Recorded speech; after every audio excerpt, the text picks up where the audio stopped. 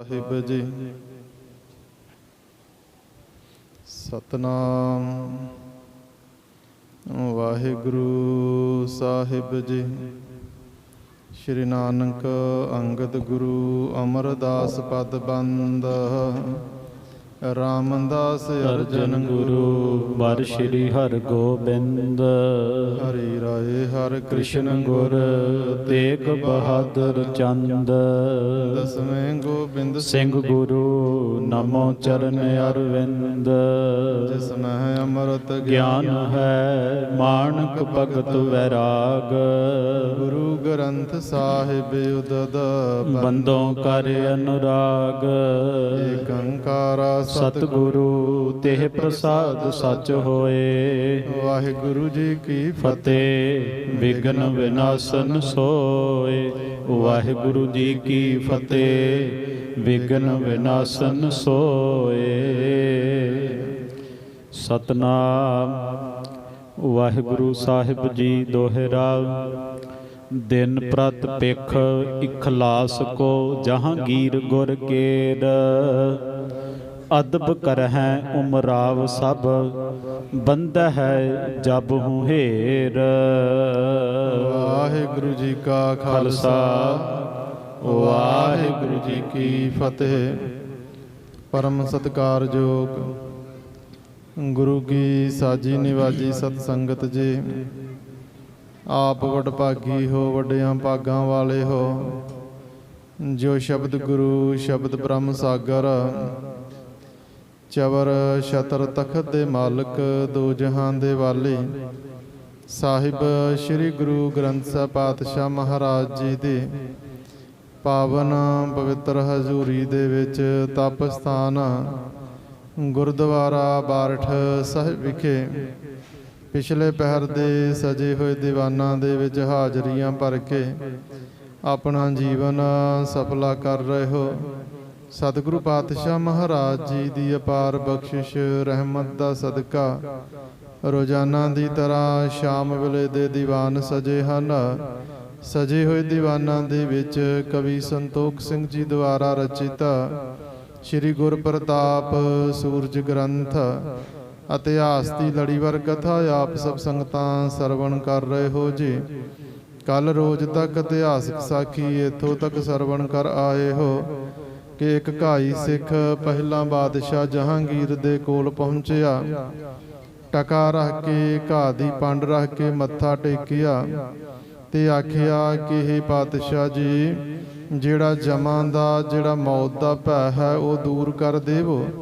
ਬਾਦਸ਼ਾਹ ਜਹਾਂਗੀਰ ਸਮਝ ਗਿਆ ਕਿ ਇਹ ਛੇਵੇਂ ਪਾਤਸ਼ਾਹ ਜੀ ਦੇ ਕੋਲ ਜਾਣਾ ਚਾਹੁੰਦਾ, ਪਰ ਭੁਲੇਖੇ ਦੇ ਨਾਲ ਇੱਥੇ ਆ ਗਿਆ। ਦੱਸ ਦਿੱਤਾ ਕਿ ਇਸ ਲੋਕ ਦੇ ਵਿੱਚ ਤਾਂ ਮੈਂ ਕੋਈ ਨਾ ਕੋਈ ਮਦਦ ਕਰ ਸਕਦਾ ਹਾਂ ਤੇਰੀ, ਪਰ ਪਰਲੋਕ ਵਾਲਾ ਕਾਰਜ ਮੇਰੇ ਵੱਸੋਂ ਬਾਹਰ। ਉਸ ਵਾਸਤੇ ਤੈਨੂੰ ਛੇਵੇਂ ਪਾਤਸ਼ਾਹ ਜੀ ਦੇ ਕੋਲ ਹੀ ਜਾਣਾ ਪਵੇਗਾ। ਘਾਈ ਨੇ ਉਹ ਟਕਾ ਵੀ ਚੁੱਕਿਆ, ਘਾਹ ਦੀ ਪੰਡ ਵੀ ਚੁੱਕ ਲਈ। ਛੇਵੇਂ ਪਾਤਸ਼ਾਹ ਮਹਾਰਾਜ ਜੀ ਦੇ ਕੋਲ ਜਾ ਕਰ ਪਹੁੰਚਾ। ਜਾ ਕਰ ਉਹ ਅਰਦਾਸ ਕੀਤੀ, ਪੈਸੇ ਰੱਖੇ, ਇੱਕ ਟਕਾ ਘਾਹ ਦੀ ਪੰਡ ਰੱਖੀ। ਸਤਿਗੁਰੂ ਪਾਤਸ਼ਾਹ ਮਹਾਰਾਜ ਜੀ ਪ੍ਰਸੰਨ ਹੋਏ, ਅਰਦਾਸ ਕੀਤੀ ਕਿ ਸੱਚਿਆ ਪਾਤਸ਼ਾਹ, ਜਿਹੜਾ ਜਮਾਂ ਦਾ ਜਿਹੜਾ ਮੌਤ ਦਾ ਭੈ ਹੈ ਕਿਰਪਾ ਕਰਕੇ ਉਸ ਨੂੰ ਦੂਰ ਕਰੋ। ਸਤਿਗੁਰੂ ਜੀ ਨੇ ਦੋ ਕਾਰਜ ਕਰਨ ਦਾ ਉਪਦੇਸ਼ ਬਖਸ਼ਿਸ਼ ਕੀਤਾ। ਸਤਿਗੁਰੂ ਜੀ ਨੇ ਆਖਿਆ ਕਿ ਇੱਕ ਤਾਂ ਭਾਈ ਹਰ ਵੇਲੇ ਮਾਲਕ ਦੇ ਨਾਮ ਦਾ ਸਿਮਰਨ ਕਰੋ, ਤੇ ਦੂਸਰਾ ਧਰਮ ਦੀ ਕਿਰਤ ਕਰਦਿਆਂ ਹੋਇਆਂ ਉਹ ਸਦਕਾ ਭੋਜਨ ਛਕੋ। ਦੋਨੋਂ ਹੀ ਕਾਰਜ ਕਰਨ ਦੇ ਨਾਲ ਫਿਰ ਜਿਹੜਾ ਜਮਾਂ ਦਾ ਭੈ ਹੈ ਉਸ ਤੋਂ ਮਨੁੱਖ ਬਚ ਜਾਂਦਾ ਹੈ। ਨਿਰੰਤਰ ਸਤਿਗੁਰੂ ਪਾਤਸ਼ਾਹ ਮਹਾਰਾਜ ਜੀ ਅਨੇਕਾਂ ਹੀ ਕੌਤਕ ਕਰਦੇ। ਬਾਦਸ਼ਾਹ ਜਹਾਂਗੀਰ ਬੜਾ ਹੀ ਸਤਿਗੁਰੂ ਜੀ ਤੋਂ ਪ੍ਰਭਾਵਿਤ ਹੋ ਰਿਹਾ। ਕਦੇ ਬਾਦਸ਼ਾਹ ਆਪ ਮਿਲਣ ਵਾਸਤੇ ਮਜਨੂ ਕੇ ਟੱਲੇ ਤੇ ਪਹੁੰਚ ਜਾਂਦਾ, ਕਦੇ ਸਤਿਗੁਰੂ ਪਾਤਸ਼ਾਹ ਮਹਾਰਾਜ ਜੀ ਬਾਦਸ਼ਾਹ ਦੇ ਕੋਲ ਆ ਜਾਂਦੇ ਹਨ। ਸੋ ਨਿਰੰਤਰ ਇਸ ਪ੍ਰਕਾਰ ਆਪਸ ਦੇ ਵਿੱਚ ਬੜਾ ਹੀ ਮਿਲਾਪ। ਸਾਰੇ ਸਿੱਖ ਸਾਰੇ ਅਹਲਕਾਰ ਤਾਂ ਬੜੇ ਹੀ ਖੁਸ਼ ਹਨ।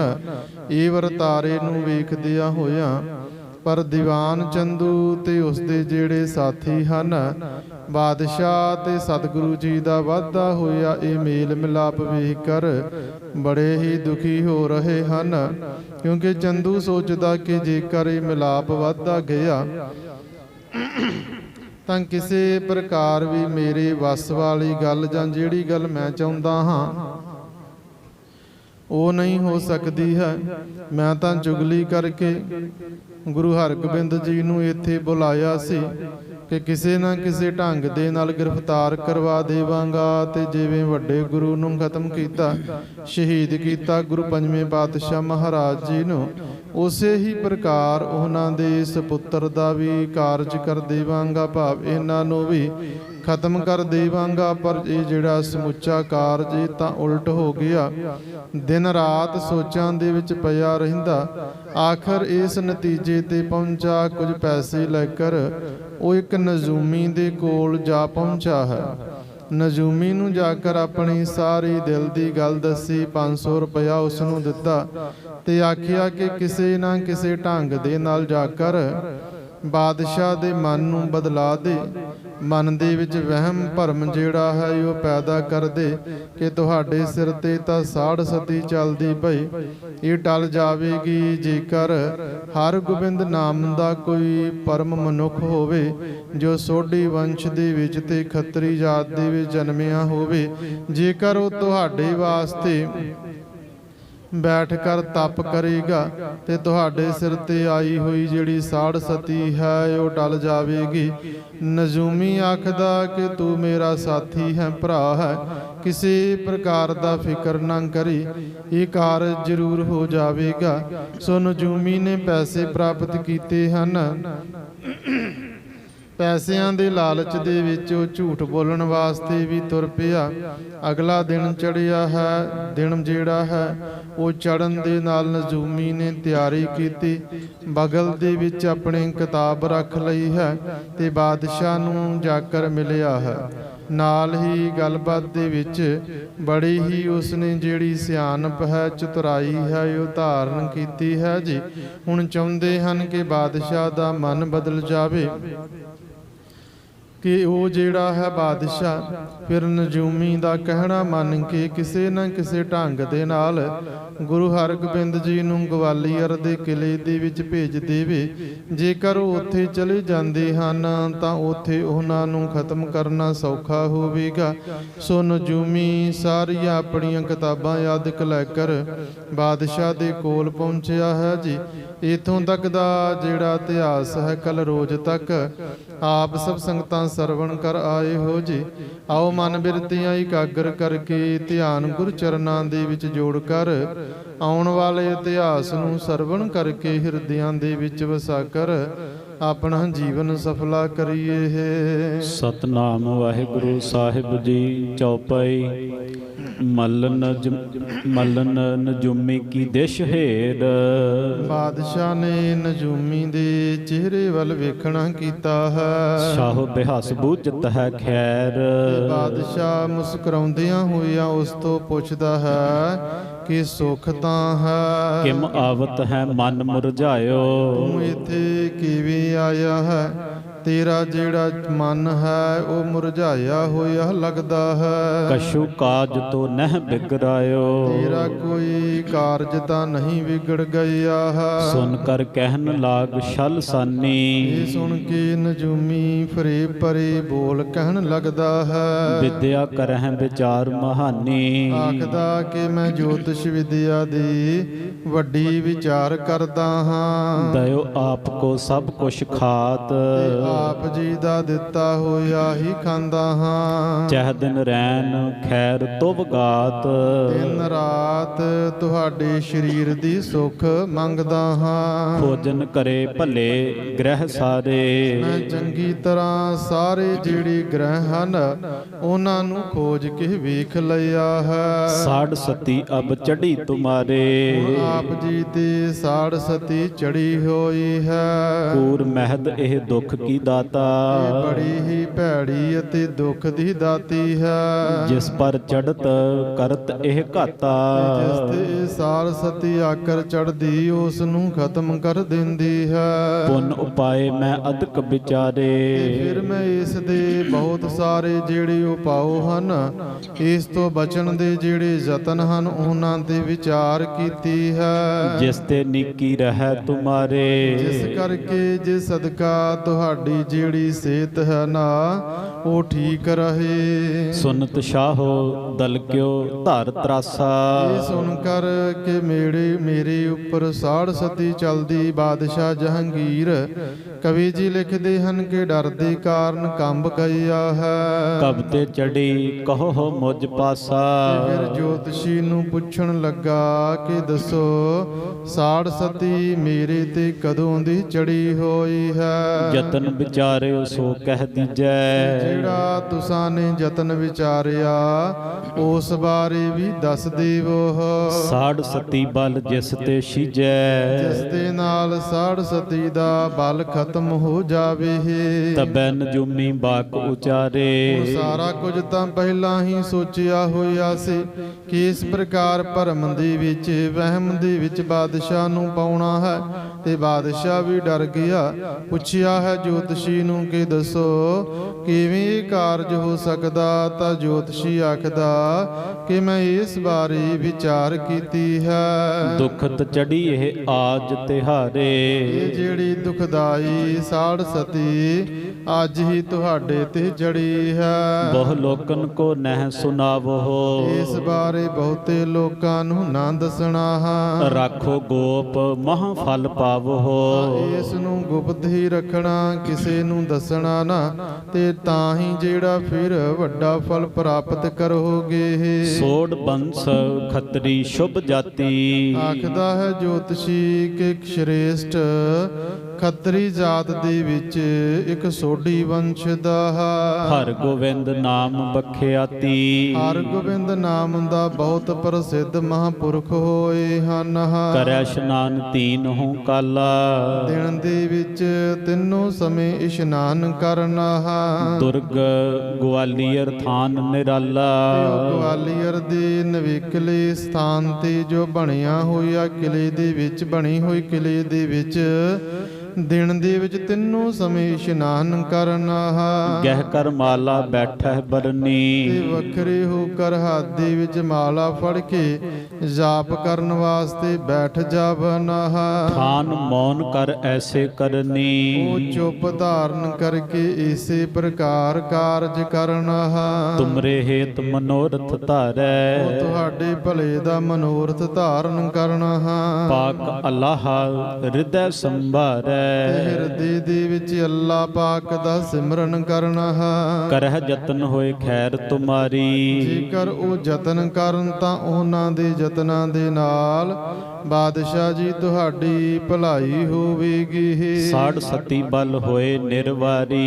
ਇਹ ਜਿਹੜੀ ਸਾੜ ਸਤੀ ਹੈ ਨਾ, ਇਹ ਫਿਰ ਟਲ ਜਾਵੇਗੀ। ਆਪਣੇ ਦੇਸ਼ ਅਸ਼ੇਸ਼ ਵਿਸ਼ੇਸ਼।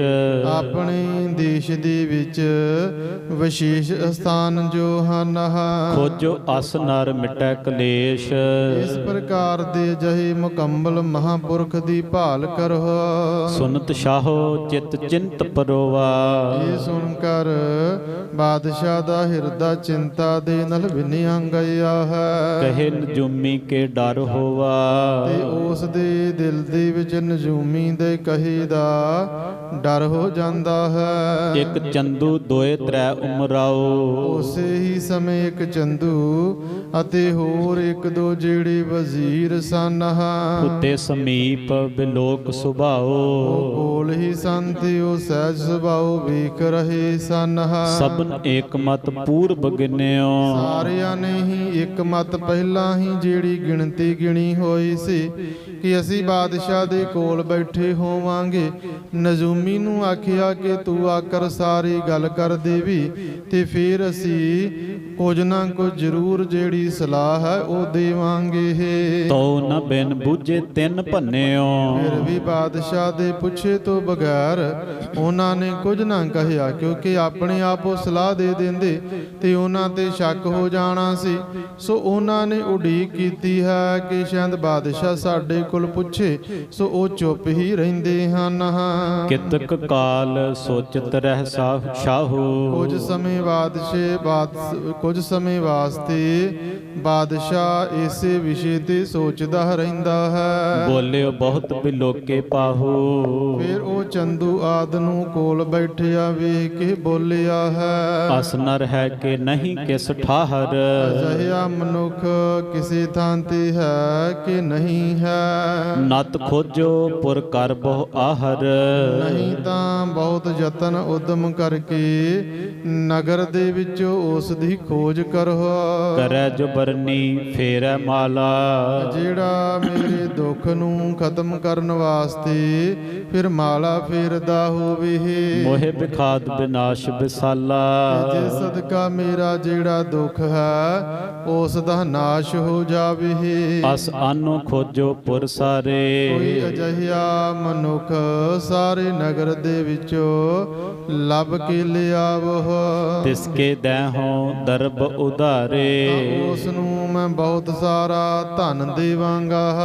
ਚੰਦੂ ਇੱਕ ਉਮਰਾਵ ਸੋ ਪ੍ਰੇਰਾ, ਚੰਦੂ ਨੇ ਇੱਕ ਵਜ਼ੀਰ ਨੂੰ ਪਹਿਲਾਂ ਹੀ ਪ੍ਰੇਰਿਆ ਹੋਇਆ ਸੀ। ਸ਼ਾਹੋ ਸੰਗ ਬੋਲਿਓ ਤਿਸ ਬੇਰਾ, ਤਾਂ ਉਸ ਵੇਲੇ ਬਾਦਸ਼ਾਹ ਨੂੰ ਕਹਿਣ ਲੱਗਦਾ ਹੈ, ਐਸਾ ਨਰ ਰਾਵਰ ਕੇ ਪਾਸ, ਇਹ ਬਾਦਸ਼ਾਹ ਜੀ ਅਜਿਹਾ ਮਨੁੱਖ ਆਪ ਜੀ ਦੇ ਕੋਲ ਹੈ। ਸਗਰੇ ਪਤੇ ਮਿਲਤ ਹੈ ਤਾਸ, ਉਸ ਦੇ ਸਾਰੇ ਪਤੇ ਲੱਛਣ ਆਦਿਕ ਜਿਹੜਾ ਕੁਝ ਦੱਸਣਾ ਕੀਤਾ ਜੋਤਸ਼ੀ ਨੇ ਉਸ ਦੇ ਨਾਲ ਮਿਲਦੇ ਹਨ।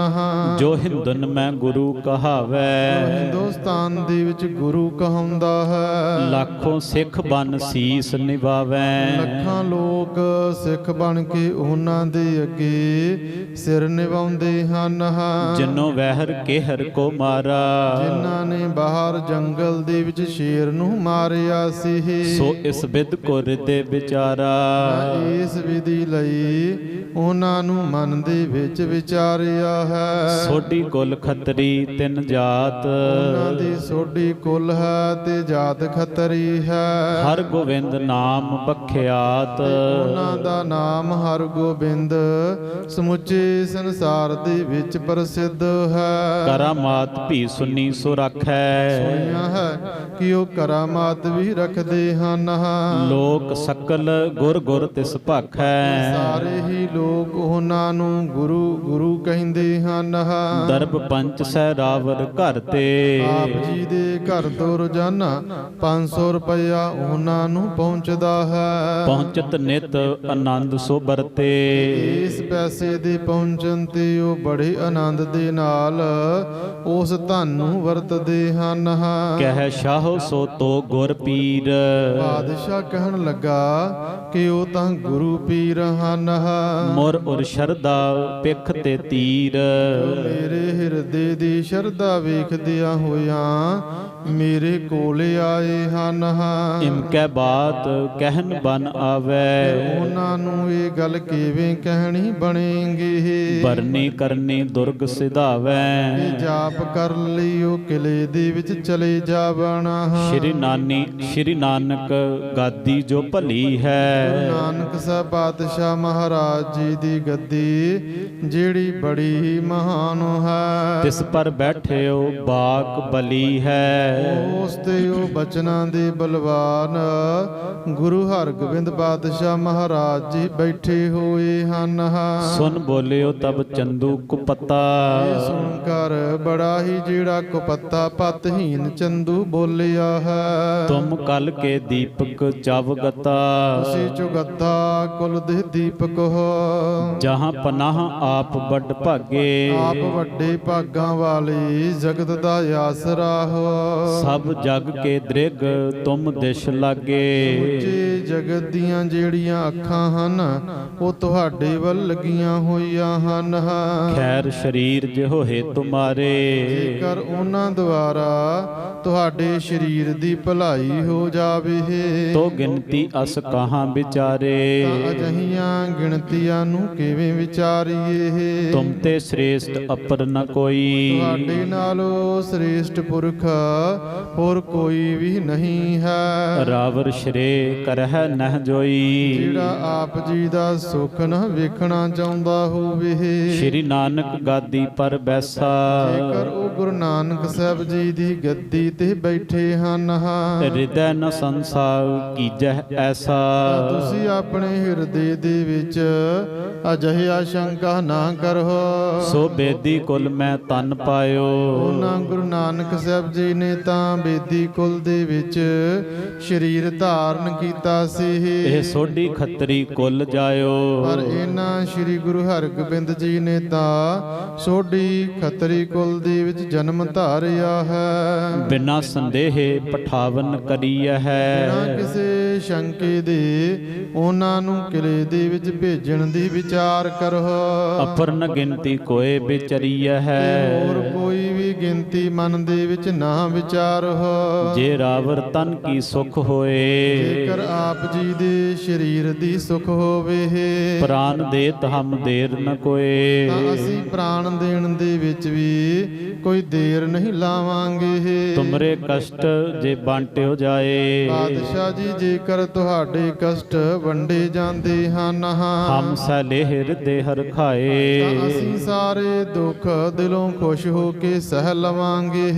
ਜੇ ਇਮਸਨ ਹੈ ਹਰ ਗੋਬਿੰਦ।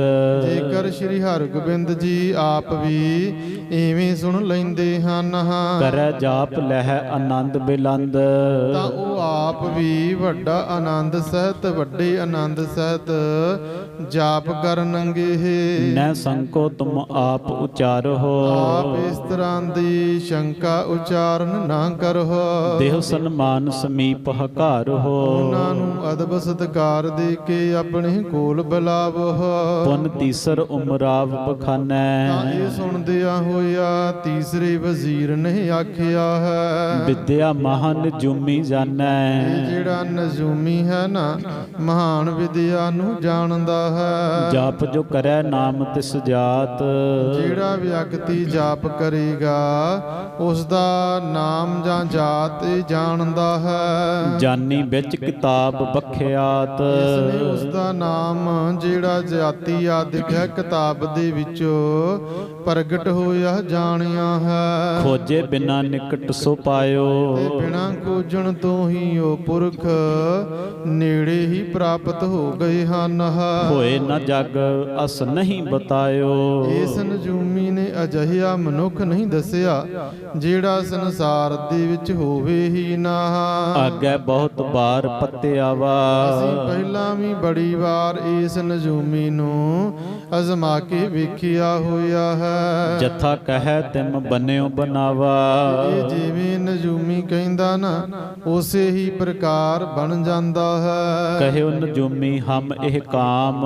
ਇਹ ਸੁਣ ਕਰ ਨਜੂਮੀ ਫਿਰ ਆਖਦਾ ਕਿ ਬਾਦਸ਼ਾਹ ਜੀ, ਇਹ ਤਾਂ ਸਾਡਾ ਪੇਸ਼ਾ ਹੈ। ਖੋਜੈ ਹਜ਼ਰਤ ਹਾਲ ਤਮਾਮ। ਅਸੀਂ ਬਾਦਸ਼ਾਹ ਜੀ ਦੇ ਹਾਲ ਬਾਰੇ ਸਾਰੀ ਖੋਜ ਕਰਦੇ ਹਾਂ। ਦੇਖਤ ਬੁਰੋ ਆਏ ਬਤਲਾਓ। ਜੇ ਵੇਖਦੇ ਹਾਂ ਕਿ ਬਾਦਸ਼ਾਹ ਤੇ ਮਾੜਾ ਵਕਤ ਆਵੇਗਾ, ਕਹੇ ਜਤਨ ਸਭ ਖੇਦ ਮਿਟਾਓ। ਪਹਿਲਾਂ ਦੱਸ ਦਿੰਦੇ ਹਾਂ ਤੇ ਉਹ ਪਾਓ ਦੱਸ ਕੇ ਸਾਰੇ ਦੁੱਖ ਖਤਮ ਕਰ ਦਿੰਦੇ ਹਾਂ। ਸਦਾ ਸ਼ਾਹੂ ਕੀ ਸ਼੍ਰੇ ਕਰਨ ਤੇ। ਨਜੂਮੀ ਆਖਦਾ ਕਿ ਅਸੀਂ ਤਾਂ ਸਦਾ ਹੀ ਬਾਦਸ਼ਾਹ ਦਾ ਕਲਿਆਣ ਚਾਹੁੰਦੇ ਹਾਂ। ਦਰਬ ਸਮੂਹ ਸਦੀਵ ਲਹੰਤੇ। ਤੇ ਹਮੇਸ਼ਾ ਹੀ ਬਾਦਸ਼ਾਹ ਦੇ ਕੋਲੋਂ ਬਹੁਤ ਸਾਰਾ ਧਨ ਪ੍ਰਾਪਤ ਕਰਦੇ ਹਾਂ। ਹਰ ਗੋਬਿੰਦ ਕਰ ਹੈ ਚਾਲੀਸਾ। ਸ੍ਰੀ ਹਰਗੋਬਿੰਦ ਜੀ ਉਥੇ 40 ਦਿਨ ਜਾਪ ਕਰਦੇ ਹਨ। ਸਿਮਰੈ ਨਾਮ ਅੱਲਹ ਜਗਦੀਸ਼ਾ। ਅੱਲਾਹ ਜਗਦੀਸ਼ ਦੇ ਨਾਮ ਦਾ ਸਿਮਰਨ ਕਰਦੇ ਹਨ। ਕਰੈ ਸ਼ਾਹੂ ਕੀ ਖੈਰ ਖੁਦਾਏ। ਤਾਂ ਖੁਦਾ ਬਾਦਸ਼ਾਹ ਦਾ ਭਲਾ ਕਰੇਗਾ। ਮਿਟੈ ਕਲੇਸ਼ ਅਨੇਕ ਬਲਾਏ। ਅਨੇਕਾਂ ਬਲਾਵਾਂ ਤੇ ਕਸ਼ਟ ਮਿਟ ਮਿਟ ਜਾਵਣਗੇ। ਸੁਨ ਉਮਰਾਓ ਕਹਿਤ ਹਮ ਜਾਨਾ। ਇਹ ਸੁਣ ਕਰ ਵਜ਼ੀਰ ਨੇ ਕਹਿਆ ਕਿ ਅਸੀਂ ਜਾਣਦੇ ਹਾਂ। ਗੁਣ ਵਿਦਿਆ ਤੁਮ ਵਿਖੈ ਮਹਾਨਾ। ਇਹ ਨਜੂਮੀ ਤੁਹਾਡੇ ਵਿੱਚ ਜੋਤਿਸ਼ ਵਿਦਿਆ ਦੇ ਸਾਰੇ ਮਹਾਨ ਗੁਣ ਹਨ। ਅਜਮਤ ਜੁਤ ਮਤ ਸੰਤ ਸੁਭਾਏ। ਜਿਹੜੇ ਗੁਰੂ ਜੀ ਕਰਾਮਤ ਸਹਿਤ ਸੰਤ ਸੁਭਾਉ ਵਾਲੇ ਹਨ। ਜਾਪ ਕਰਨ ਸੋ ਦਇਓ ਬਤਾਏ। ਜਾਪ ਕਰਨ ਉਹ ਗੁਰੂ ਜੀ ਹੀ ਹਨ, ਤੁਸੀਂ ਇਹ ਦੱਸ ਦਿੱਤਾ ਹੈ। ਤਿਸ ਤੇ ਭਲੋ ਨ ਕਿਉ ਹੋਏ ਸ਼ਾਹੂ। ਇਸ ਤੋਂ ਭਲਾ ਹੋਰ ਕੁਝ ਵੀ ਨਹੀਂ ਹੋਵੇਗਾ। ਬਸੈ ਇਕੰਤ ਦੁਰਗ ਕੇ ਮਾਹੂ। ਉਹ ਗੁਰੂ ਜੀ ਕਿਲੇ ਦੇ ਵਿੱਚ ਇਕਾਂਤ ਵਸ ਕਰਦੇ ਹਨ। ਇਕ ਚਿਤ ਸਿਮਰੈ ਨਾਮ ਖੁਦਾਏ। ਇਕਾਗਰ ਚਿਤ ਹੋ ਕਰ ਖੁਦਾ ਦੇ ਨਾਮ ਦਾ ਸਿਮਰਨ ਕਰਨਗੇ। ਸਾਧ ਸਤੀ ਆਦਿਕ ਦੁਖ ਜਾਏ। ਬਾਦਸ਼ਾਹ ਜਹਾਂਗੀਰ ਜੀ ਤੁਹਾਡੇ ਤੇ ਆਈ ਸਾਧ ਸਤੀ ਟਲ ਜਾਵੇਗੀ। ਏਵ ਉਤਾਰ ਚੜਾਓ ਸੁਨਾਏ। ਇਸ ਪ੍ਰਕਾਰ ਉਹਨਾਂ ਕਈ ਪ੍ਰਕਾਰ ਦੇ ਉਤਰਾ ਚੜਾ ਦੀਆਂ ਜਿਹੜੀਆਂ ਗੱਲਾਂ ਹਨ ਉਹ ਬਾਦਸ਼ਾਹ ਜਹਾਂਗੀਰ ਨੂੰ ਸੁਣਾਈਆਂ ਹਨ। ਜਹਾਂਗੀਰ ਕੋ ਮਨ ਪਰਮਾਏ। ਉਹਨਾਂ ਸਾਰਿਆਂ ਨੇ ਇਕਮਤ ਹੋ ਕਰ ਬਾਦਸ਼ਾਹ ਜਹਾਂਗੀਰ ਦੇ ਮਨ ਨੂੰ ਭਰਮਾ ਲਿਆ ਹੈ। ਸਭ ਕੇ ਕਹੇ ਜਾਣ ਕਰ ਸਾਚੀ। ਬਾਦਸ਼ਾਹ ਨੇ ਸਾਰਿਆਂ ਦੇ ਕਹੇ ਨੂੰ ਸੱਚਾ ਜਾਣ ਲਿਆ ਹੈ। ਡਰਤ ਮਰਨ ਤੇ ਗਿਰਾ ਉਬਾਚੀ। ਤਾਂ ਮੌਤ ਦਾ ਡਰ ਮੰਨ ਕੇ ਇਸ ਪ੍ਰਕਾਰ ਬਚਨ ਉਚਾਰਨ ਕੀਤੇ ਹਨ। ਜੈ ਆਪ ਮੈਂ ਤਿੰਨ ਕੇ ਡੇਰੇ। ਮੈਂ ਗੁਰੂ ਹਰਗੋਬਿੰਦ ਜੀ ਦੇ ਡੇਰੇ ਆਪ ਜਾਵਾਂਗਾ। ਕਹੋ ਬਿਨੈ ਜੁਤ ਬਾਕ ਅਗੇਰੇ। ਉਹਨਾਂ ਦੇ ਅੱਗੇ ਬੇਨਤੀ ਸਹਿਤ ਬਚਨ ਕਰਾਂਗਾ। ਕਿਰਪਾ ਕਰਹਿ ਲੇਵੈ ਬਚ ਮਾਨ। ਉਹ ਕਿਰਪਾ ਕਰਕੇ ਸਾਡੇ ਬਚਨ ਮੰਨ ਲੈਵਣਗੇ। ਕਰੈ ਜਾਪ ਤੇ ਮਮ ਕਲਿਆਣ। ਜਾਪ ਕਰਨਗੇ ਜਿਸ ਸਦਕਾ ਮੇਰਾ ਕਲਿਆਣ ਹੋਵੇਗਾ। ਦੋਹਰਾ ਸੁਧ ਭੋਜਨ ਕੇ ਕਰਨ ਕੀ ਸ਼ਾਹ ਨਹੀਂ ਸੁਧ ਕੋਏ। ਗੁਰੂ ਸਵਾਰੀ ਸੰਗਤ ਜੀਓ ਕਵੀ ਜੀ ਲਿਖਦੇ ਹਨ ਕਿ ਬਾਦਸ਼ਾਹ ਜਹਾਂਗੀਰ ਇੰਨਾ ਡਰ ਗਿਆ ਕਿ ਉਸ ਨੂੰ ਭੋਜਨ ਦੀ ਵੀ ਖਬਰ ਜਿਹੜੀ ਪ੍ਰਾਪਤ ਹੋਈ ਪਰ ਕੋਈ ਵੀ ਸੋਝੀ ਨਾ ਰਹੀ। ਭੋਜਨ ਆਦਿਕ ਵੀ ਉਸ ਦਾ ਛੁੱਟ ਗਿਆ। ਇੱਕ ਪਾਸੇ ਬਾਦਸ਼ਾਹ ਸੀ, ਦੂਜੇ ਪਾਸੇ ਮਰਨ ਦਾ ਇੰਨਾ ਜ਼ਿਆਦਾ ਭੈ ਪਤਾ ਲੱਗਿਆ। ਜੋਤਸ਼ੀ ਨੇ ਝੂਠ ਬੋਲਿਆ। ਅਸਲ ਦੇ ਵਿੱਚ ਜਿਹੜੇ ਕੋਈ ਵੀ ਸਮੇਂ ਦੇ ਹਾਕਮ ਹੁੰਦੇ ਹਨ ਇਤਿਹਾਸ ਦੇ ਵਿੱਚ ਲਿਖਿਆ ਪ੍ਰਾਪਤ ਹੁੰਦਾ ਕਿ ਉਹ ਕੰਨਾਂ ਦੇ ਕੱਚੇ ਹੁੰਦੇ ਹਨ। ਕੋਈ ਵੀ ਜਿਸ ਪ੍ਰਕਾਰ ਉਹਨਾਂ ਨੂੰ ਕੋਈ ਵੀ ਖਬਰ ਆ ਕਰ ਦੱਸ ਦਿੰਦਾ ਨਾ, ਭਾਵੇਂ ਸੱਚੀ ਹੋਵੇ ਝੂਠੀ ਹੋਵੇ, ਉਹ ਕੋਈ ਨਿਰਣਾ ਨਹੀਂ ਕਰਦੇ, ਉਸ ਦੀ ਘੋਖ ਪੜਤਾਲ ਨਹੀਂ ਕਰਦੇ, ਉਸ ਦੇ ਉੱਪਰ ਫੈਸਲਾ ਸੁਣਾ ਦਿੰਦੇ ਹਨ। ਬਾਦਸ਼ਾਹ ਨੂੰ ਵੀ ਚਾਹੀਦਾ ਸੀ ਇਸ ਸੰਬੰਧੀ ਵਿਚਾਰ ਕਰ ਲੈਂਦਾ, ਪਰ ਕਿਉਂਕਿ ਜੋਤਿਸ਼ ਵਿਦਿਆ ਦੇ ਉੱਪਰ ਭਰੋਸਾ ਸੀ ਮੁਸਲਮਾਨ, ਪਰ ਜੋਧਾ ਬਾਈ ਦੇ ਪੇਟੋਂ ਜਨਮਿਆ ਸੀ, ਉਸ ਦਾ ਪੁੱਤਰ ਸੀ। ਸੋ ਨਾਲ ਨਾਲ ਜਿਹੜੀਆਂ ਸਨਾਤਨ ਮਤ ਹਿੰਦੂ ਧਰਮ ਦੀਆਂ ਵਿਚਾਰਧਾਰਾਵਾਂ ਸਨ ਉਹਨਾਂ ਦੇ ਉੱਪਰ ਵੀ ਉਸ ਦਾ ਯਕੀਨ ਸੀ, ਜੋਤਿਸ਼ ਵਿਦਿਆ ਨੂੰ ਮੰਨਦਾ। ਤੇ ਨਾਲੇ ਦੂਸਰਾ ਆਮ ਵੀ ਇੱਕ ਵਿਚਾਰ ਹੈ ਕਿ ਕੋਈ ਅਚਾਨਕ ਆ ਕੇ ਕਹਿ ਦੇਵੇ, ਜਿਹੜਾ ਆਪਣੇ ਆਪ ਨੂੰ ਜੋਤਸ਼ੀ ਅਖਵਾਉਂਦਾ ਹੋਵੇ ਜਾਂ ਧਾਰਮਿਕ ਲਿਬਾਸ ਪਹਿਨਿਆ ਹੋਵੇ ਨਾ, ਉਹ ਆਕਰ ਕਹਿ ਦੇਵੇ ਕਿ ਭਾਈ ਤੇਰਾ ਆਉਣ ਵਾਲਾ ਸਮਾਂ ਮਾੜਾ ਨਾ, ਤੇ ਭਾਵੇਂ ਉਹ ਬਾਦਸ਼ਾਹ ਜਹਾਂਗੀਰ ਸੀ ਤੇ ਭਾਵੇਂ ਕੋਈ ਵੀ ਹੋਵੇ ਨਾ, ਉਹ ਇੱਕ ਵਾਰ ਜ਼ਰੂਰ ਡਰ ਜਾਵੇਗਾ ਤੇ ਡਰ ਕੇ ਪੁੱਛੇਗਾ ਵੀ ਕਿ ਭਾਈ ਜੇਕਰ ਤੂੰ ਮਾੜੇ ਦਿਨਾਂ ਬਾਰੇ ਦੱਸ ਦਿੱਤਾ, ਆਉਣ ਵਾਲੇ ਸਮੇਂ ਬਾਰੇ ਦੱਸ ਦਿੱਤਾ, ਤੇ ਫਿਰ ਇਸ ਦਾ ਇਲਾਜ ਵੀ ਦੱਸ ਦੇ। ਤੇ ਜਿਵੇਂ ਉਹ ਆਖੇਗਾ ਨਾ, ਉਸੇ ਹੀ ਪ੍ਰਕਾਰ ਮਨੁੱਖ ਕਾਰਜ ਕਰਦਾ ਹੈ। ਅੱਜ ਵੀ ਅਸੀਂ ਵੇਖਦੇ ਬੜੀ ਵੱਡੀ ਗਿਣਤੀ ਦੇ ਵਿੱਚ ਸਾਡੀ ਲੁਕਾਈ, ਸਾਡਾ ਆਲਾ ਦੁਆਲਾ ਲੋਕ ਸਾਰੇ ਇਕੱਠੇ ਹੋ ਕਰ ਜੋਤਸ਼ੀਆਂ ਦੇ ਕੋਲ ਜਾਂ ਪਿੰਡਾਂ ਘਰਾਂ ਦੇ ਵਿੱਚ ਆਏ ਬਾਬਿਆਂ ਨੂੰ ਹੱਥ ਵਿਖਾਉਂਦੇ, ਤੇ ਸਾਰੇ ਹੀ ਉਹ ਬਾਬੇ ਜੋਤਸ਼ੀ ਆਦਿ ਕੇ ਘੜੀ ਘੜਾਈ ਗੱਲ ਕਹਿੰਦੇ ਕਿ ਵੇਖ ਭਾਈ ਬੰਦਾ ਤੂੰ ਬੜਾ ਚੰਗਾ ਹੈ, ਤੇਰਾ ਸੁਭਾਅ ਬੜਾ ਸਰਲ, ਤੂੰ ਸਾਰਿਆਂ ਨੂੰ ਆਪਣੇ ਵਰਗਾ ਹੀ ਵੇਖਦਾ, ਆਪਣੇ ਅੰਦਰ ਦੀ ਗੱਲ ਸਾਰਿਆਂ ਨੂੰ ਦੱਸ ਦਿੰਦਾ, ਪਰ ਜਿਹੜੇ ਤੇਰੇ ਸਾਥੀ ਹਨ ਉਹ ਚੰਗੇ ਨਹੀਂ ਹਨ, ਉਹ ਤੇਰਾ ਬੁਰਾ ਹੀ ਸੋਚਦੇ। ਤੇ ਹਰੇਕ ਮਨੁੱਖ ਆਪਣੇ ਬਾਰੇ ਚੰਗਾ ਸੋਚਦਾ, ਉਹ ਸੋਚਦਾ ਵਾਕਿਆ ਹੀ ਇਹਨੇ ਤਾਂ ਮੇਰੇ ਅੰਦਰ ਦੀ ਗੱਲ ਦੱਸ ਦਿੱਤੀ, ਮੈਂ ਵਾਕਿਆ ਸਾਰਿਆਂ ਦਾ ਭਲਾ ਸੋਚਦਾ, ਕਿਉਂਕਿ ਅਸੀਂ ਆਪਣੇ ਆਪ ਨੂੰ ਮਾੜਾ ਕਹਿ ਹੀ ਨਹੀਂ ਸਕਦੇ ਹਾਂ। ਸੋ ਘੜੀਆਂ ਕਢਾਈਆਂ 3-4 ਗੱਲਾਂ ਕਹਿ ਦੇਵੇਗਾ, ਅਸੀਂ ਉਸ ਦੀ ਗੱਲ ਮੰਨ ਜਾਵਾਂਗੇ। ਤੇ ਫਿਰ ਭਾਈ ਉਹ ਜਿਵੇਂ ਆਖੇਗਾ ਨਾ ਕਿ ਇੰਨੇ ਪੈਸੇ ਲੱਗਣਗੇ, ਤੇਰਾ ਦੁੱਖ ਟਲ ਜਾਵੇਗਾ। ਇਸ ਪ੍ਰਕਾਰ ਹੋਇਆ, ਤੂੰ ਖੇਤਰਫਲ ਕਰਕੇ ਲੰਘ ਗਿਆ, ਕਿਤੇ ਕਿਸੇ ਨੇ ਇਸ਼ਨਾਨ ਕੀਤਾ ਸੀ, ਨਹਾਉਣ ਕੀਤਾ ਸੀ, ਤੂੰ ਉਸ ਨੂੰ ਪਾਰ ਕਰ ਗਿਆ। ਕਿਸੇ ਨੇ ਤੁਹਾਡੇ ਘਰ ਦੇ ਉੱਪਰ ਕੁਝ ਕੀਤਾ ਕਰਾਇਆ, ਤੇ ਅਸੀਂ ਵਾਕਿਆ ਹੀ ਮੰਨਦੇ ਜਾਂਦੇ ਹਾਂ, ਕਿਉਂਕਿ ਵੱਡੀ ਗਿਣਤੀ ਦੇ ਵਿੱਚ ਅਸੀਂ ਆਪਣੇ ਆਪ ਨੂੰ ਸਾਰਿਆਂ ਨਾਲੋਂ ਦੁਖੀ ਮਹਿਸੂਸ ਕਰਦੇ ਹਾਂ ਕਿ ਭਾਈ ਜਿੰਨਾ ਦੁੱਖ ਆਦਿਕ, ਜਿੰਨੀਆਂ ਮੁਸ਼ਕਲਾਂ, ਜਿੰਨੀਆਂ ਘਾਟਾਂ ਸਾਨੂੰ ਦੂਸਰੇ ਨੂੰ ਨਹੀਂ ਹਨ। ਅਸੀਂ ਸੋਚਦੇ ਵਾਕਿਆ ਸਾਰੇ ਆਂਢ ਗੁਆਂਢ ਵਾਲੇ ਬੜੇ ਸੁਖੀ, ਸਿਰਫ ਜੇਕਰ ਦੁਖੀ ਹਨ ਤਾਂ ਸਾਰਿਆਂ ਦੇ ਵਿਚਕਾਰ ਅਸੀਂ ਹਾਂ।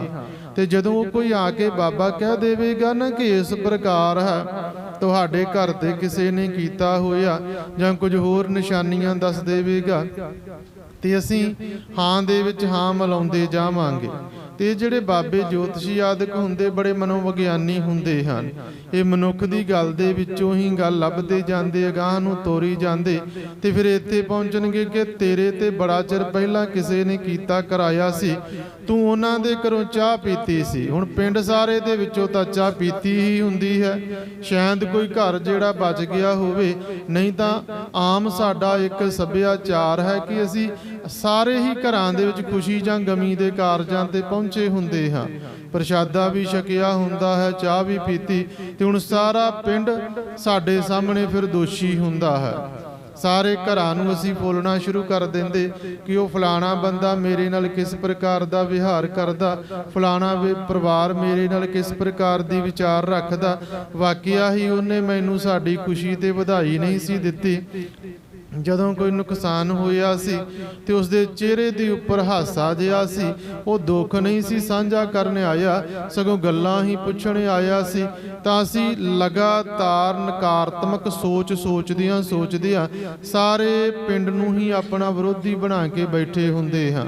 ਤੇ ਫਿਰ ਸੋਚਦੇ ਹਾਂ ਕਿ ਕੀ ਹੋਇਆ ਸੀ, ਕਿਵੇਂ ਹੋਇਆ, ਤੇ ਫਿਰ ਕੁਝ ਘਰਾਂ ਨੂੰ ਕੇਂਦਰਿਤ ਕਰ ਲਵਾਂਗੇ। ਵਾਕਿਆ ਹੀ ਭਾਈ ਇਸੇ ਹੀ ਪ੍ਰਕਾਰ ਕਾਰਜ ਹੋਇਆ। ਬਾਬਾ ਬੜਾ ਸੱਚਾ, ਹੁਣ ਬਾਬਾ ਤੂੰ ਦੱਸ ਕਿਵੇਂ ਕਰੀਏ, ਇਹ ਦੁੱਖਾਂ ਦਾ ਇਲਾਜ ਦੱਸ। ਤੇ ਬਾਬਾ ਆਖੇਗਾ ਇੰਨੇ ਪੈਸੇ ਲੱਗਣਗੇ, ਇੱਕ ਸੂਟ ਲਿਆ ਕੇ ਦੇ ਦੇਵੋ, ਇੰਨਾ ਆਟਾ, ਇੰਨੇ ਚੌਲ ਚਾਹੀਦੇ, ਫਲਾਣੀ ਵਸਤੂ ਚਾਹੀਦੀ, ਤੇ ਇਸ ਪ੍ਰਕਾਰ ਕਾਰਜ ਕਰਿਓ, ਤੁਹਾਡਾ ਦੁੱਖ ਖਤਮ ਹੋ ਜਾਵੇਗਾ। ਅਸੀਂ ਆਖਦੇ ਹਾਂ ਜੇਕਰ ਦੁੱਖ ਇਸ ਨੇ ਦੱਸ ਦਿੱਤਾ, ਇਲਾਜ ਵੀ ਇਹਦੇ ਕੋਲ, ਤੇ ਅਸੀਂ ਉਸ ਦੇ ਕਹੇ ਦੇ ਅਨੁਸਾਰ ਕਾਰਜ ਕਰਦੇ ਜਾਂਦੇ ਹਾਂ। ਪਰ ਪੁੱਛ ਕੇ ਵੇਖ ਲਿਓ, ਇਨਸਾਫ ਪਸੰਦ ਹੋ ਕਰ ਵੇਖ ਲਿਓ ਕਿ ਉਹ ਕਿਹੜਾ ਘਰ ਹੈ ਜਿੱਥੇ ਦੁੱਖ ਨਹੀਂ ਹੈ। ਬਾਬੇ ਨਾਨਕ ਜੀ ਨੇ ਦੱਸ ਦਿੱਤਾ ਸੀ, ਨਾਨਕ ਦੁਖੀਆ ਸਭ ਸੰਸਾਰ, ਸਾਰਾ ਸੰਸਾਰ ਦੁਖੀ ਹੈ। ਤੁਸੀਂ ਕਿਸੇ ਨੂੰ ਪੁੱਛ ਕੇ ਵੇਖ ਲਵੋ, ਆਪਣਾ ਇੱਕ ਦੁੱਖ ਦੱਸਿਓ ਤੇ ਉਹ ਆਪਣੇ ਦੁੱਖਾਂ ਦਾ ਪਹਾੜ ਤੁਹਾਡੇ ਸਾਹਮਣੇ ਰੱਖ ਦੇਵੇਗਾ, ਬੜੀਆਂ ਪੰਡਾਂ ਖੋਲ ਕੇ ਰੱਖ ਦੇਵੇਗਾ। ਤੁਸੀਂ ਆਪਣੀ ਇੱਕ ਬਿਮਾਰੀ ਦੱਸੋ, ਉਹ ਸੈਂਕੜੇ ਬਿਮਾਰੀਆਂ ਗਿਣ ਦੇਵੇਗਾ। ਤੁਸੀਂ ਕੋਈ ਘਰ ਫੋਲ ਕੇ ਵੇਖ ਲਵੋ, ਬਿਮਾਰੀ ਕਿਹਦੇ ਘਰ ਨਹੀਂ ਹੈਗੀ। ਕਿਹੜਾ ਘਰ ਹੈ, ਕਿਹੜਾ ਮਨੁੱਖ ਜਿਹੜਾ ਪੂਰਾ ਹੈ? ਪੂਰਾ ਤਾਂ ਪ੍ਰਮਾਤਮਾ ਹੈ ਜੀ, ਸੰਪੂਰਨ ਜੋ ਹੈ। ਬਾਕੀ ਸਾਰੇ ਅਸੀਂ ਕਿਸੇ ਨਾ ਕਿਸੇ ਘਾਟ ਦੇ ਅਨੁਸਾਰ ਹਾਂ। ਜੇਕਰ ਸਾਡੇ ਅੰਦਰ ਕੋਈ ਘਾਟ ਨਾ ਹੋਵੇ ਤੇ ਅਸੀਂ ਰੱਬ ਨੂੰ ਮੰਨੀਏ ਹੀ ਨਾ, ਅਸੀਂ ਖੁਦ ਰੱਬ ਬਣ ਕੇ ਬੈਠ ਜਾਈਏ ਕਿ ਮੈਨੂੰ ਤਾਂ ਕਿਸੇ ਦੀ ਲੋੜ ਹੀ ਨਹੀਂ, ਤਾਂ ਪ੍ਰਮਾਤਮਾ ਜੀ ਨੇ ਹੀ ਇਹ ਕਾਰਜ ਕੀਤਾ। ਕੋਈ ਨਾ ਕੋਈ ਫਰਕ ਰੱਖਿਆ ਹੈ, ਕਿਸੇ ਦੇ ਘਰ ਕੋਈ ਵਸਤੂ ਦੇ ਦਿੱਤੀ, ਕਿਸੇ ਦੇ ਘਰ ਦੇ ਵਿੱਚ ਕੋਈ ਵਸਤੂ ਦੇ ਦਿੱਤੀ ਹੈ। ਸਾਰਿਆਂ ਨੂੰ ਅਲੱਗ ਰੱਖਿਆ, ਅਲੱਗ ਰੂਪ ਦੇ ਸੁੱਖ ਦਿੱਤੇ ਤੇ ਅਲੱਗ ਰੂਪ ਦੇ ਜਿਹੜੇ ਦੁੱਖ ਹਨ ਉਹ ਵੀ ਦਿੱਤੇ ਹਨ। ਅਸੀਂ ਆਪਣੇ ਅੰਦਰ ਝਾਤੀ ਮਾਰਦੇ, ਦੂਸਰੇ ਦੇ ਘਰ ਵੇਖੀਏ। ਬਾਬਾ ਸ਼ੇਖ ਫਰੀਦ ਜੀ ਨੇ ਸਮਝਾ ਦਿੱਤਾ ਨਾ, ਉੱਚੇ ਚੜ ਕੇ ਦੇਖਿਆ ਤਾਂ ਘਰ ਇਹ ਅੱਗ। ਹਰੇਕ ਘਰ ਦੇ ਵਿੱਚ ਹੀ ਦੁੱਖ ਸੀ, ਹਰੇਕ ਘਰ ਦੇ ਵਿੱਚ ਹੀ ਝਗੜਾ ਸੀ, ਮਨ ਮੁਟਾਵ ਸੀ, ਕੋਈ ਵੀ ਸੁਖੀ ਨਹੀਂ। ਸਤਿਗੁਰੂ ਜੀ ਨੂੰ ਜਦੋਂ ਪੁੱਛਿਆ ਜਾਵੇ ਨਾ ਕਿ ਸਤਿਗੁਰੂ ਜੀ ਫਿਰ ਸੁਖੀ ਕੌਣ ਹੈ, ਤੇ ਸਤਿਗੁਰੂ ਜੀ ਆਖਦੇ ਸੋ ਸੁਖੀਆ ਜਿਸ ਨਾਮ ਆਧਾਰ। ਉਹ ਸੁਖੀ ਜਿਸ ਨੂੰ ਨਾਮ ਦਾ ਆਸਰਾ ਹੈ, ਕਿਉਂਕਿ ਉਸਨੇ ਦੁੱਖਾਂ ਦੇ ਸਹਿਣ ਦੀ ਜਿਹੜੀ ਤਾਕਤ ਉਹ ਗੁਰਬਾਣੀ ਦੇ ਵਿੱਚੋਂ ਪ੍ਰਾਪਤ ਕਰ ਲਈ ਜੀ। ਅਸੀਂ ਕਈ ਵਾਰ ਨਾ ਸੋਚਦੇ ਹਾਂ ਕਿ ਅਸੀਂ ਫਲਾਣਾ ਪਾਠ ਕਰਾਂਗੇ ਜਾਂ ਇੱਕ ਸ਼ਬਦ ਦਾ ਜਾਪ ਕਰਾਂਗੇ, ਕੋਈ ਹੋਰ ਪਾਠ ਕਰਾਂਗੇ, ਮੱਥਾ ਟੇਕਾਂਗੇ ਨਾ, ਤੇ ਹੋ ਸਕਦਾ ਸਾਡੇ ਸਰੀਰਕ ਕਸ਼ਟ ਦੂਰ ਹੋ ਜਾਵਣ ਜੀ, ਹੋਵਣਗੇ। ਇਸ ਵਿੱਚ ਕੋਈ ਵੀ ਅਤ ਕਥਨੀ ਨਹੀਂ, ਪਰ ਗੁਰੂ ਪੰਜਵੇਂ ਪਾਤਸ਼ਾਹ ਮਹਾਰਾਜ ਜੀ ਖੁਦ ਸਮੁੱਚੀ ਗੁਰਬਾਣੀ ਨੂੰ ਉਚਾਰਨ ਕਰਨ ਵਾਲੇ, ਉਸ ਦੀ ਸੰਪਾਦਨਾ ਕਰਨ ਵਾਲੇ, ਪਰ ਸਰੀਰ ਦੇ ਉੱਪਰ ਕਸ਼ਟ ਫਿਰ ਵੀ ਆਏ ਹਨ। ਸ਼ੀਸ਼ ਦੇ ਉੱਪਰ ਤੱਤੀ ਰੇਤਾ ਵੀ ਪਾਈ, ਤੱਤੀ ਲੋਹ ਦੇ ਉੱਪਰ ਵੀ ਬੈਠੇ, ਪਾਣੀ ਦੇ ਵਿੱਚ ਦੇਗ ਦੇ ਵਿੱਚ ਉਬਾਲਾ ਵੀ ਖਾਦਾ ਹੈ। ਹੁਣ ਇਸ ਤੋਂ ਜ਼ਿਆਦਾ ਸਰੀਰਕ ਕਸ਼ਟ ਤਾਂ ਨਹੀਂ ਨਾ ਕਿਸੇ ਤੇ ਆਇਆ ਜੀ। ਉਹ ਗੁਰਬਾਣੀ ਦੇ ਆਪ ਰਚਨਹਾਰੇ ਹਨ। ਗੁਰੂ ਗ੍ਰੰਥ ਸਾਹਿਬ ਪਾਤਸ਼ਾਹ ਮਹਾਰਾਜ ਜੀ ਦੀ ਸੰਪਾਦਨਾ ਕਰਨ ਵਾਲੇ ਦਸ਼ਮੇਸ਼ ਪਿਤਾ ਜੀ, ਜਿਨ੍ਹਾਂ ਨੇ ਦਮਦਮਾ ਸਾਹਿਬ ਜੀ ਦੇ ਪਾਵਨ ਸਥਾਨ ਤੇ ਸਮੁੱਚੀ ਆਦਬੀੜ ਦੀ ਜਿਹੜੀ ਬਾਣੀ ਸੀ ਉਹ ਭਾਈ ਮਨੀ ਸਿੰਘ ਜੀ ਨੂੰ, ਬਾਬਾ ਦੀਪ ਸਿੰਘ ਜੀ ਨੂੰ ਲਿਖਵਾ ਦਿੱਤੀ ਸੀ, ਤਾਂ ਕਿ ਉਹਨਾਂ ਦੇ ਪਰਿਵਾਰ ਦੇ ਉੱਪਰ ਕਸ਼ਟ ਨਹੀਂ ਆਇਆ। ਸਾਰਾ ਪਰਿਵਾਰ ਅੱਖਾਂ ਦੇ ਸਾਹਮਣੇ ਸ਼ਹੀਦ ਹੋ ਗਿਆ। ਆਨੰਦਾਂ ਦੀ ਪੁਰੀ ਸੀ, ਆਨੰਦਗੜ੍ਹ ਕਿਲਾ ਆਨੰਦਪੁਰ ਵਸਦਾ ਸ਼ਹਿਰ ਸੀ। ਘਰ ਛੱਡਣਾ ਪਿਆ ਜੀ, ਚੱਲੇ ਹਨ ਜੰਗਲਾਂ ਦੇ ਵਿੱਚ ਵੀ ਰਹੇ। ਸਾਰਾ ਅਸੀਂ ਇਤਿਹਾਸ ਉਹ ਜਾਣਦੇ, ਪੜ੍ਹਿਆ ਸੁਣਿਆ। ਦੁੱਖ ਆਏ ਹਨ, ਪਰ ਦੁੱਖਾਂ ਨੂੰ ਸਹਿਣ ਦੀ ਤਾਕਤ ਤਜਰਬੇ ਦੇ ਰੂਪ ਦੇ ਵਿੱਚ ਸਤਿਗੁਰੂ ਪਾਤਸ਼ਾਹ ਜੀ ਨੇ ਸਮਝਾਈ ਕਿ ਸੋ ਸੁਖੀਆ ਜਿਸ ਨਾਮ ਆਧਾਰ। ਦੁੱਖਾਂ ਦੇ ਵਿੱਚ ਦੁੱਖਾਂ ਨੂੰ ਦੁੱਖ ਨਾ ਜਾਣ ਕੇ, ਮਾਲਕ ਦੀ ਦਾਤ ਜਾਣ ਕੇ ਵੇਖਣਾ, ਇਹ ਗੁਰਬਾਣੀ ਸਾਨੂੰ ਵੱਲ ਸਿਖਾਉਂਦੀ। ਰਹੀਏ ਵਿਚਾਰ ਦੇ ਵਿੱਚ ਜਹਾਂਗੀਰ ਬਾਦਸ਼ਾਹ ਨੂੰ ਜੋਤਸ਼ੀ ਨੇ ਆਕਰ ਡਰਾ ਦਿੱਤਾ, ਤੇ ਜੋਤਸ਼ੀ ਦੀਆਂ ਕਹੀਆਂ ਹੋਈਆਂ ਗੱਲਾਂ ਤੋਂ ਮੰਨਦਿਆਂ ਹੋਇਆਂ ਫਿਰ ਬਾਦਸ਼ਾਹ ਜਹਾਂਗੀਰ ਜਿਹੜਾ ਉਹ ਡਰ ਜਾਂਦਾ ਹੈ ਕਿ ਵਾਕਿਆ ਹੀ ਮੇਰੇ ਉੱਪਰ ਕਸ਼ਟ ਆਇਆ ਹੋਇਆ ਹੈ। ਹੁਣ ਜਦੋਂ ਇੱਕ ਵਾਰ ਨਕਾਰਾਤਮਕ ਸੋਚ, ਨੈਗੇਟਿਵ ਸੋਚ ਸਾਡੇ ਮਨ ਦੇ ਵਿੱਚ ਆ ਜਾਵੇ ਨਾ, ਅਸੀਂ ਜਿੰਨਾ ਮਰਜ਼ੀ ਯਤਨ ਕਰੀਏ ਕਿ ਨਹੀਂ ਬੁਰਾ ਸੋਚਣਾ, ਪਰ ਉਹ ਸੋਚ ਕਦੇ ਵੀ ਸਾਡੇ ਅੰਦਰੋਂ ਨਿਕਲੇਗੀ ਨਹੀਂ। ਲਗਾਤਾਰ ਅਸੀਂ ਡੂੰਘੀ ਖਾਈ ਦੇ ਵਿੱਚ ਡਿੱਗਦੇ ਜਾਵਾਂਗੇ, ਨਿਕਲਣ ਦਾ ਯਤਨ ਕਰਾਂਗੇ, ਹੋ ਡੂੰਘੇ ਜਾਵਾਂਗੇ। ਸੋ ਬਾਦਸ਼ਾਹ ਜਹਾਂਗੀਰ ਆਪਣੇ ਆਪ ਦੇ ਵਿੱਚ ਦੇਸ਼ ਦਾ ਮਾਲਕ, ਪਰ ਇੱਕ ਨੇ ਆਕਰ ਕਹਿ ਦਿੱਤਾ ਕਿ ਤੇਰੇ ਸਿਰ ਤੇ ਸਾੜ ਸਤੀ ਆਈ ਹੋਈ। ਭੋਜਨ ਦੀ ਆਵਾਜ਼ ਵੀ ਆਈ, ਭੋਜਨ ਬਾਰੇ ਕਹਿ ਵੀ ਦਿੱਤਾ, ਪਰ ਭੋਜਨ ਛਕਣ ਜਾਇਆ ਹੀ ਨਹੀਂ ਗਿਆ।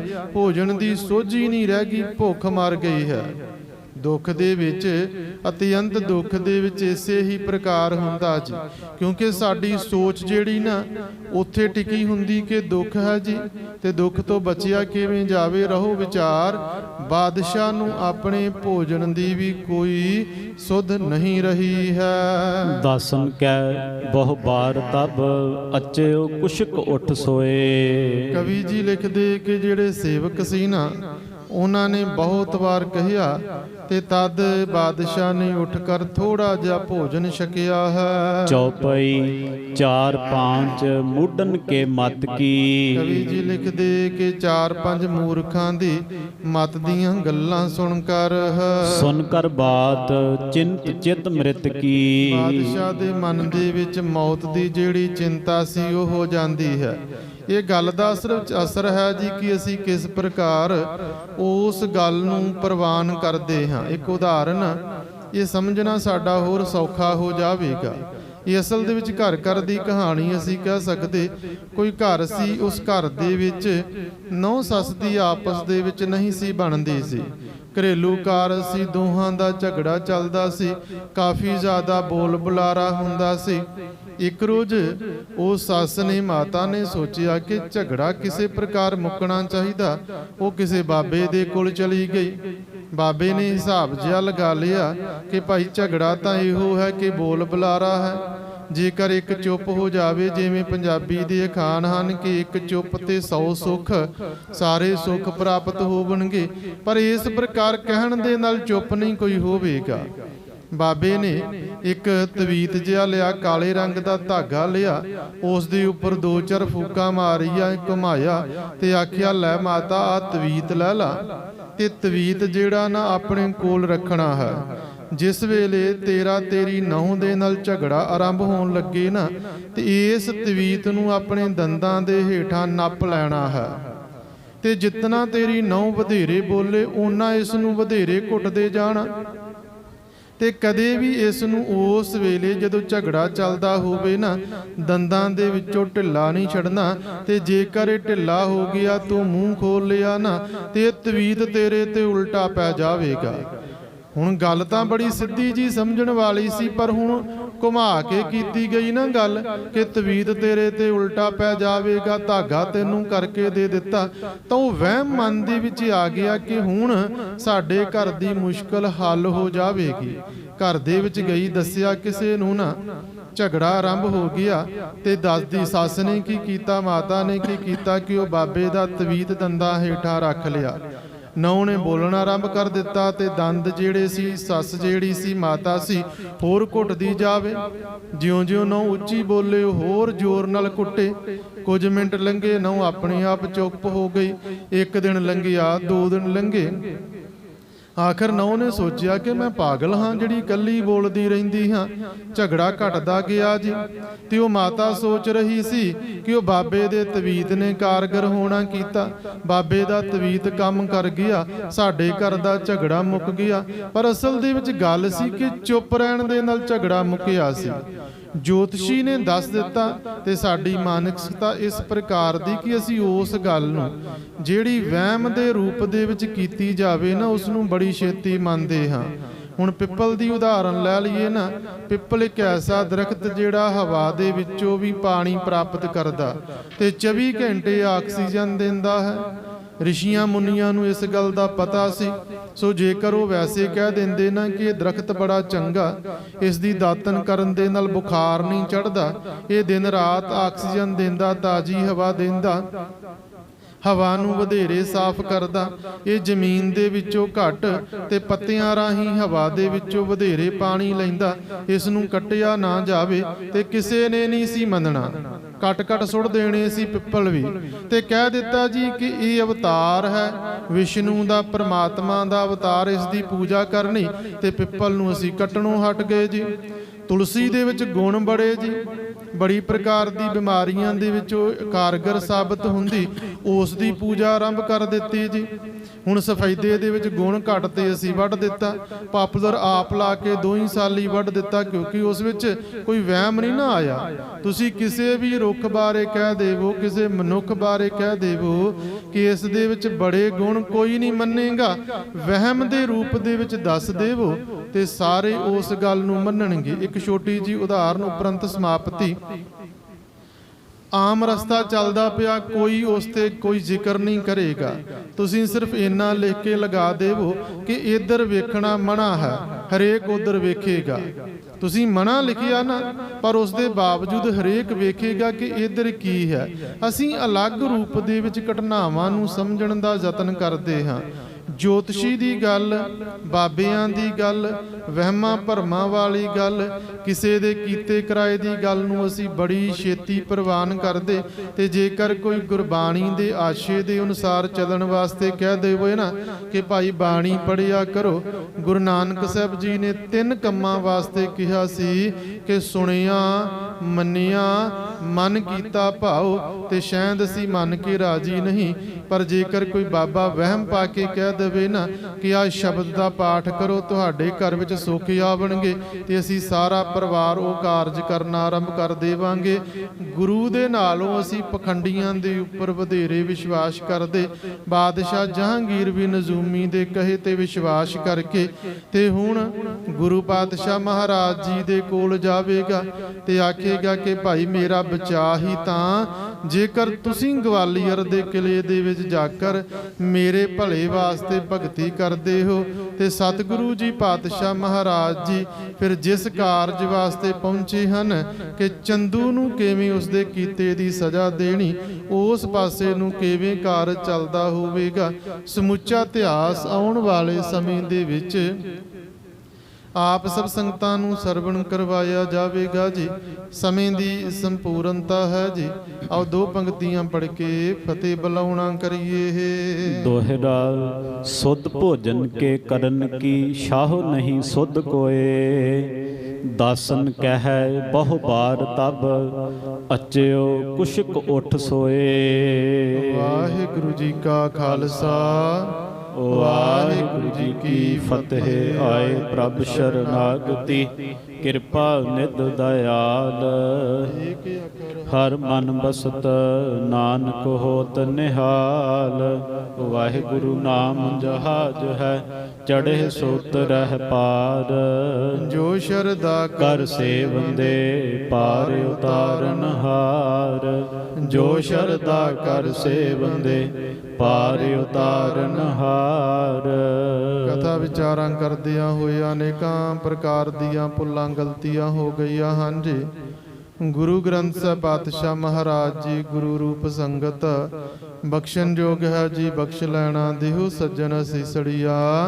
ਜਿਉ ਹੋਵੇ ਸਾਹਿਬ ਸਿਉ ਮੇਲ।